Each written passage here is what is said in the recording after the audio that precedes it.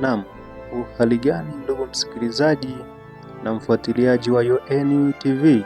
Ni asubuhi nyingine, asubuhi ya Agosti 6, 2026.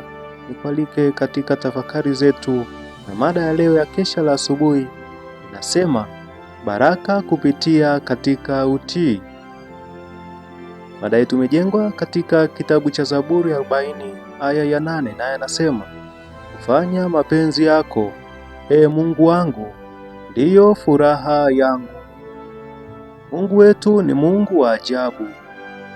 Anautawala ufalme wake kwa bidii na uangalifu, naye amejenga uzio, amri 10, kuwazunguka raia wake, ili apate kuwalinda kutokana na matokeo ya uasi. Katika kutaka utii kwa sheria za ufalme wake, Mungu huwapa watu wake afya na raha, amani na furaha. Anawafundisha kwamba ukamilifu wa tabia anaotaka unaweza kupatikana tu kwa kulifahamu neno lake. Mtafutaji wa kweli ambaye anajitahidi kuwa kama Yesu katika maneno, maisha na tabia, atamtafakari mkombozi wake, na kwa kumtazama atabadilishwa kufanana na mfano wake. Kwa sababu anatamani sana na kuomba kuwa na tabia na akili ile ile iliyokuwa ndani ya Kristo Yesu, anatamani sana kuwa na Mungu. Kisa cha ukombozi wake, kafara isiyopimika aliyoitoa, inakuwa na maana tele kwake. Kristo, mkuu wa mbingu, alifanyika maskini ili kwamba sisi kupitia umaskini wake tupate kuwa matajiri.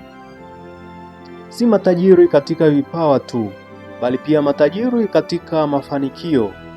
Huu ndio utajiri ambao Kristo anatamani sana wafuasi wake wapate kuwa nao. Pale mtafutaji wa ukweli anaposoma neno na kuifungua akili yake kulipokea neno hilo, atautamani ukweli kwa moyo wake wote.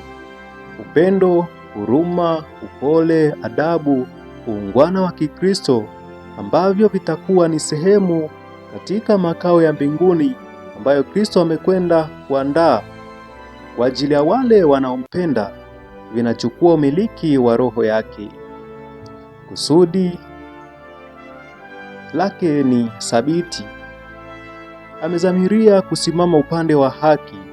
Ukweli umefika ndani ya moyo na umepandwa hapo na Roho Mtakatifu ambaye ndiye ukweli huo. Ukweli unapoushikilia moyo, mtu hutoa ushahidi wa hakika wa hili, kwa kuwa wakili wa neema ya Kristo. Kila wakili anayo kazi yake maalum ya kufanya kwa ajili ya kuendeleza ufalme wa Mungu. Vipawa vya usemi, kumbukumbu, ushawishi, mali vinapaswa kukusanyika kwa ajili ya utukufu wa Mungu na uendelezaji wa ufalme wake. Atabariki matumizi sahihi ya karama zake. Ndugu msikilizaji, hiyo ndiyo tafakari yetu, ambapo mada yetu ilikuwa inasema baraka kupitia katika utii, kwamba katika ufalme wa Mungu, Mungu ameweka amri zake ambazo kwa hakika tunaongozwa kuzifuata, na anasema kwamba kuna baraka tele katika kutii neno la Mungu.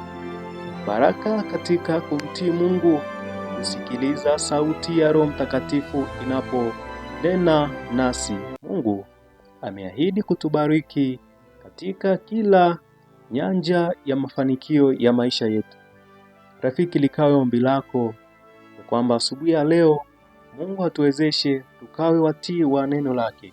Kufikia hapo, sina la ziada, nikutakie asubuhi njema, nikutakie siku njema yenye baraka na mafanikio tele. Karibu tena katika mwendelezo wa tafakari zetu hapo asubuhi. Bwana akubariki.